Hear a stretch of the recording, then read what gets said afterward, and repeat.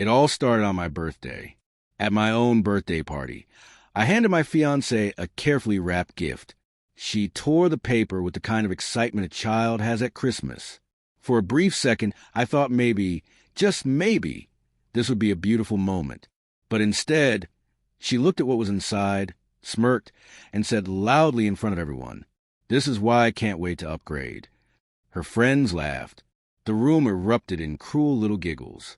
I just smiled, leaned over, blew out the candle on my cake, and left it sitting there on the table. That night, I didn't argue. I didn't beg. I didn't fight.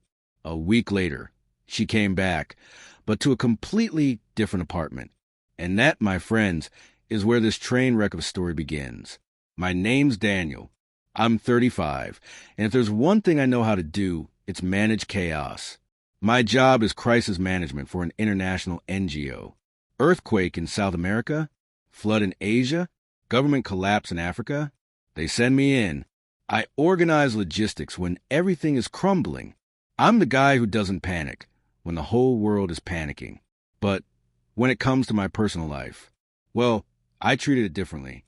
I met my fiancée, Chloe, about a year ago. She was everything my work wasn't.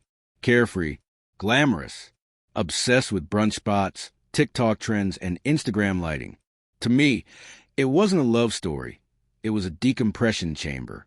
After months of dealing with real tragedy and disaster, I just wanted to switch my brain off and watch someone live in a completely different world. Her friends? A strange species of humans. A mix of rich kids, wannabe influencers, and professional partiers. Their queen bee was a woman named Vanessa, shallow, sharp-tongued, and always recording something for her followers. So when Chloe said she wanted to throw me a party for my birthday, I had one request. Let's keep it small. Just a quiet steak dinner. You and me? Her response? Babe, that's boring. We need a cocktail party. At least 50 people. At our apartment. It'll be amazing. Our apartment, of course, was paid for by me. The 50 people were, of course, her friends. As usual, I lost that argument. A week before the party, Chloe sat me down with the seriousness of someone delivering life-changing news. "Daniel," she said, "we need to talk about your birthday gift." I frowned. "You got me something?" She laughed, but it was a kind of laugh that had no soul behind it. "No, silly. The gift you're getting me." I stared at her, waiting for the punchline. She leaned closer, lowering her voice like it was a business negotiation. "It's not really for me. It's for us. For our brand. Vanessa will be there, and she'll be live streaming the whole thing. I just need something shiny to open, so people see how amazing you are." I didn't argue. I didn't fight. I just logged into my mental notes, another data point confirming exactly who she was. "Okay," I said calmly. "I'll take care of it." Clinking glasses the night of the party. The party was as awful as I'd expected. The apartment was crammed with people named Tyler, Kayla, Vanessa, all talking too loudly about things that didn't matter. I played the host, smiling politely, all the while thinking about how I'd rather be calculating supply chain logistics for a refugee camp than standing there. Chloe hadn't given me a card, not even a happy birthday. I was just the guy who paid for the alcohol. And then came the moment she'd been waiting for. Vanessa, phone in hand, shouted, "Okay, everyone, it's time for Chloe's gift." All eyes turned to me. Chloe's face lit up, silently warning me. This better impress them. I handed her a box. She opened it slowly, her manicured nails tearing the wrapping.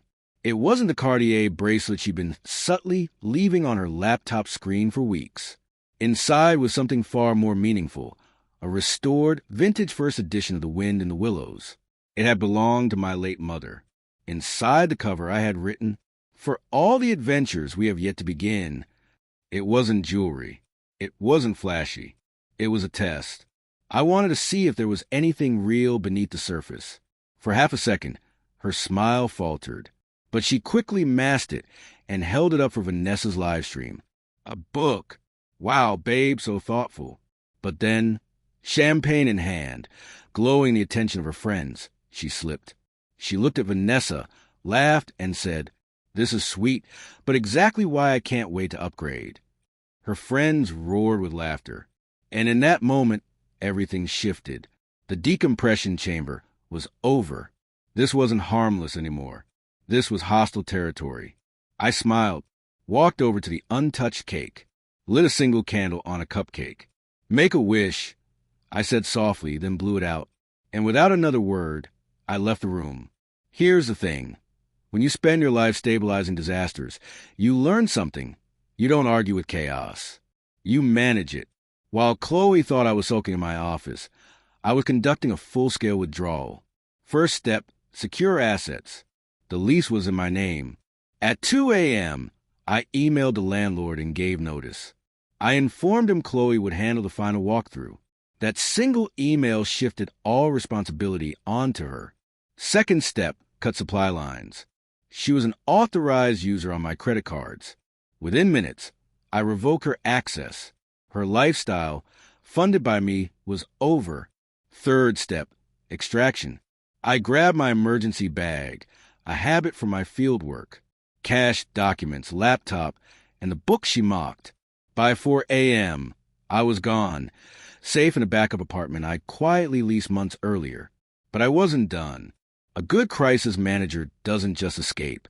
He dismantles the hostile infrastructure. The heart of Chloe's power was her social circle. And at the center of it all, Vanessa, the influencer. She was no stranger to scams.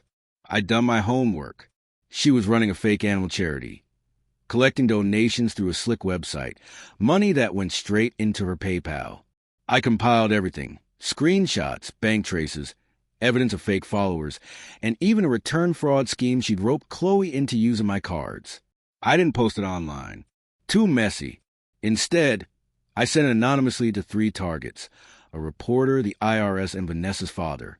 Next target, Chloe's bestie, Hannah, who worked at an investment bank. I packaged her drunken, irresponsible social media posts and sent them to her firm's compliance office.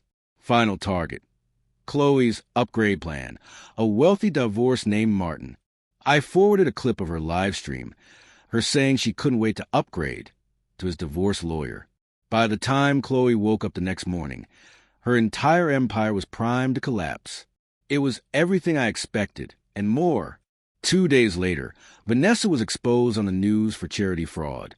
Her influencer career ended overnight. The IRS launched an investigation. Her father disowned her. She immediately turned on Chloe, blaming her for everything. Their friendship crumbled in real time. Hannah, the banker, got hit with HR disciplinary action. Her career path derailed. Martin? Gone. Completely blocked Chloe. And Chloe? She was left with nothing. The landlord served her papers. Her cards didn't work. Her friends vanished. She was stranded, completely alone. For weeks, I heard nothing. Life was peaceful. I worked out, caught up on reading, even reread The Wind in the Willows. Then one evening, as I left work, there she was, waiting outside my office. She looked destroyed. Designer clothes now looked cheap. Her confidence was gone. "Daniel, I'm sorry. I made a mistake. My friends were a bad influence. I love you. Please, just one more chance." I let her speak.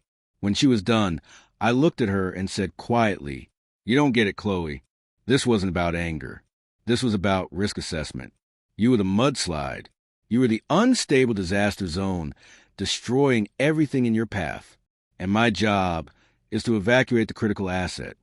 Her face crumbled as the realization hit. I wasn't her boyfriend anymore. I had handled her the same way I handled a collapsing country, a disaster, to be managed. As I walked away, I left her with one truth. You wanted an upgrade. What you got was a reset. Today, Chloe is back living with her parents, working at a coffee shop. Vanessa is knee-deep in legal problems. The entire toxic ecosystem? Gone. And me? I'm living quietly, stronger than ever, because revenge wasn't my goal. It was never about revenge. It was about survival. And in my game, survival always comes first.